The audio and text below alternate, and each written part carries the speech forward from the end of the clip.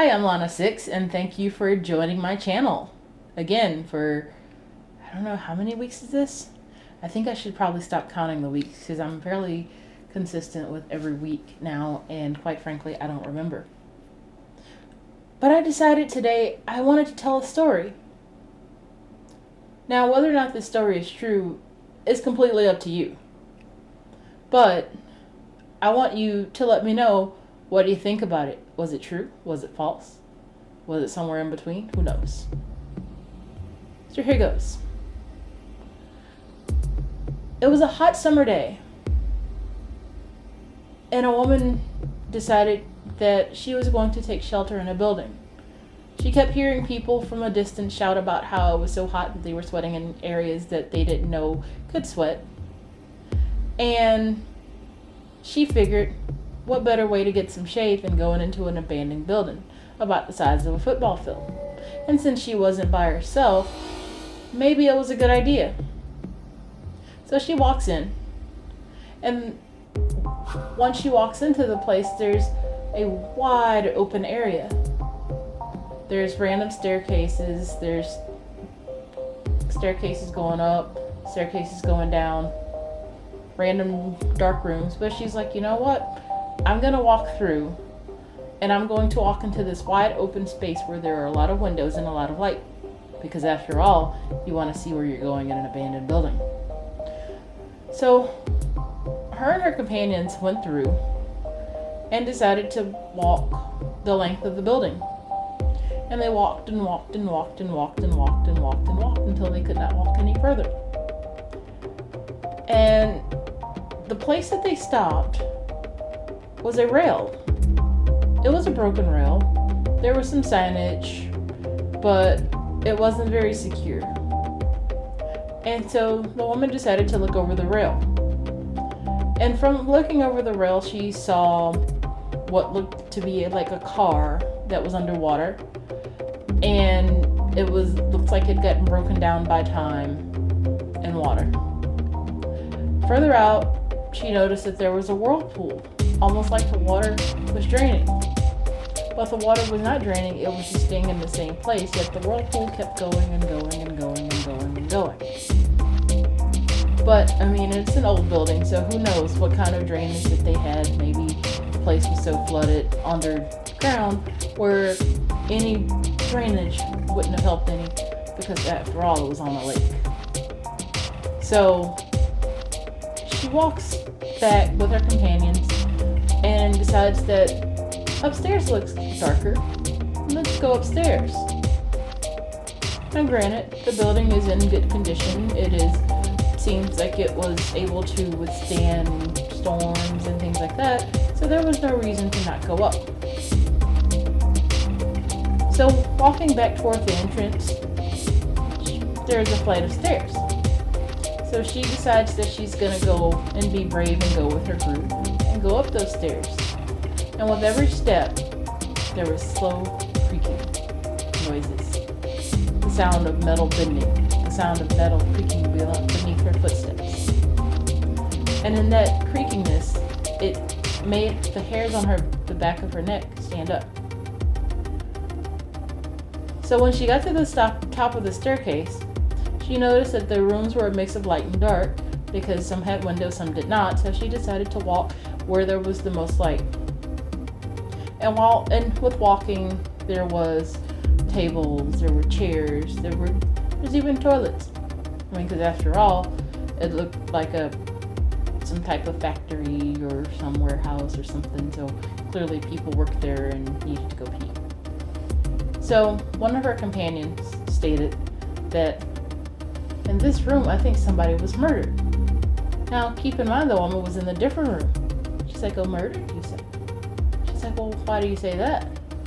The voice from the other room says, well, there's a shadow against the wall. And the woman was like, really? Well, there's no need for me to look. I'm just going to keep walking anyway, because after all, if somebody was murdered in the room, it wasn't her business. She decided that ghosts weren't a thing that she wanted to deal with and take home. So she kept walking and was just admiring the fact that the building was old and that the floors were reasonably supportive of her and her group, and how peaceful yet eerie the place looked. So in that peacefulness, there were stories about the things that went on in this building, and quite frankly, the woman was like, I'm just not interested in those types of things. Because after all, why do we want to think about those things when we're in an abandoned building? Potentially an abandoned building that could or could not be haunted, whatever. And so she continues walking, and her group decides to go up to a second level, and she's like, you know what?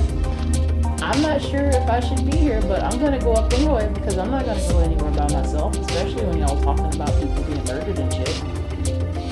So she kept walking, and there was loud noises and creaking and things of that nature, and quite frankly, the woman had enough. But apparently the group didn't. They just kept walking and walking around and taking pictures and deciding that it was a cool place to be. And the woman was like, well, maybe I'm overreacting. I haven't had anything to drink today, so maybe my nerves are just on edge. So the woman kept walking around with the group, and then somebody's like, hey, let's go to the bottom floors. Well, we were on the bottom floors, the woman said. And the person talking said, no, the tunnels. And the woman's like, excuse me, I'm sorry, tunnels? Tunnels weren't a part of this deal. Granted, she only said that internally, so it didn't matter because they decided as a group to go anyway. The tunnels were gross. They were full of trash, they were full of darkness, and creepy ass messages. And at that point, the woman's like, fuck this shit, it's time to go. And then they found themselves in a darkened tunnel that is about maybe 200 feet. And in the middle of that tunnel, the person carrying the flashlight decides to say, you know what? Lights out. And the woman decided to close her ears and say, fuck this shit. I am not going to die in a tunnel. Fuck all of this. I am not here for this. There is life outside. The fuck are we doing in a tunnel in the dark in a place that somebody could have potentially got murdered and things like that?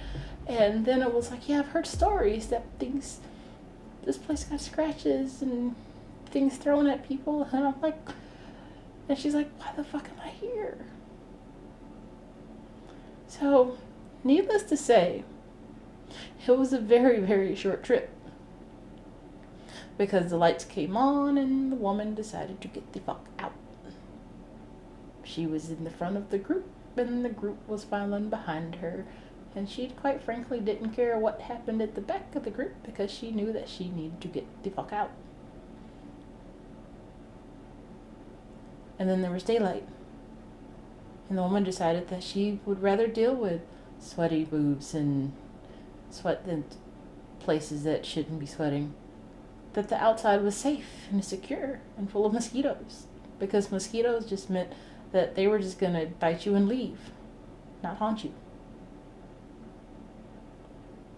And that's the end of my story. So, the question is, do you believe it happened? Do you not believe it happened? Or was it somewhere in between?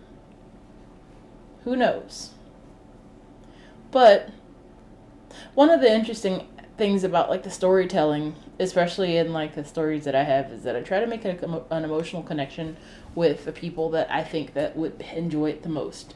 Because after all, if you don't speak to those people that will enjoy it the most, then what's the point of even trying? And granted, you should write stories for yourself, but the thing is, it's like, you also want to make something that's enjoyable, because after all, if somebody takes the time to listen to your YouTube or read a story or listen to a story or whatever, you want to make it entertaining. So, I need to know in the comments, what do you think about this storytelling format? Would you like to see some more of it? Because I have an entire folder on Dropbox. Yeah, I know folder is not really quantitative in size, but it's a pretty decent sized folder of stories. So if you'd be interested, I'm all ears. Can I give you a hint on whether the story was true or false? But it's up to you.